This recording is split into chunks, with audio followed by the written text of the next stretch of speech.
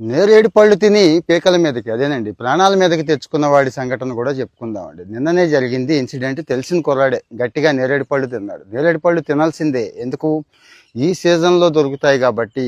రిచ్గా ఉంటాయండి విటమిన్స్ కానీ మినరల్స్ కానీ. ఏముంటాయంటే విటమిన్ సి, కాల్షియం, పొటాషియం, ఇట్లాగా రిచ్ ఐరన్ కూడా ఉంటుందండి ఇందులో. మరి ఇంత మంచి పోషకాలు ఉండే సీజనల్ ఫ్రూట్ని ఎవరూ మిస్ చేయొద్దు. కానీ ఎందుకు ప్రాణాల మీదకి తెచ్చుకున్నాడు, ఎందుకు పీకల మీదకి తెచ్చుకున్నాడు అంటే విపరీతమైన గ్యాస్ ప్రొడ్యూస్ అయిందండి. అది హార్ట్ అటాక్ ఏమో అని భయం వేసి డాక్టర్ దగ్గరికి తీసుకెళ్లాల్సిన పరిస్థితి అయితే వచ్చింది. లక్కీగా అది హార్ట్ అటాక్ కాదు.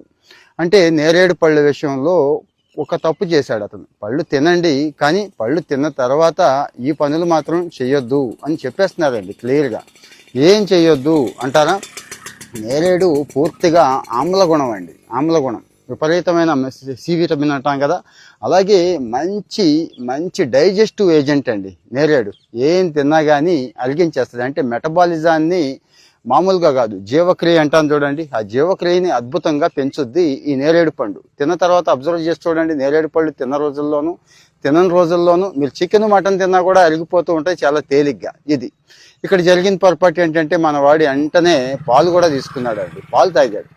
పాలంటే అతనికి పాలు తాగే అలవాటు ఉంది. గంట కూడా గడవక ముందే పావు గంటలోనే పాలు తాగాడు. కాస్త అది కూడా మళ్ళీ పసుపు వేసుకొని చక్కగా గోల్డెన్ మిల్క్ కదా అని మంచి అలవాట్లే అన్నీ. కానీ అదే ప్రమాదమైంది. దానికి దీనికి పడదు కదండి. ఇదేమో పూర్తిగా ఆమ్ల గుణం, దానిదేమో వేరే గుణం. అదేమైంది? విపరీతమైన గ్యాస్ ప్రొడ్యూస్ అవడానికి కారణమైంది.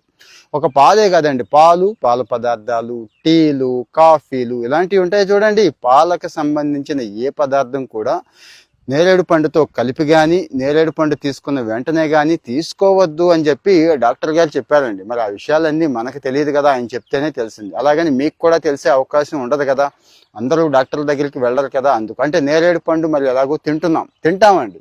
కాస్త రూపాయి ఎక్కువైనా కానీ కొనుక్కుంటున్నాం. మంచి కలర్ఫుల్గా ఉంటుంది, కానీ ఒకసారి చెక్ చేసుకోండి అది నిజంగా కలరా, ఏజెంట్ ఏమైనా కలిపాడంటే. మంచి రంగు కోసం ఈ మధ్య కలర్ కూడా కలుపుతున్నారు, అదైతే చెక్ చేసుకోండి. కానీ నేరేడు పండు తిన్న తర్వాత ఇవైతే ఈ తప్పు అయితే చేయకండి. అంటే రియల్గా జరిగిన సంఘటనే కదండి, అందుకోసమని మీకు షేర్ చేస్తున్నాను, ఇబ్బంది పడకూడదని.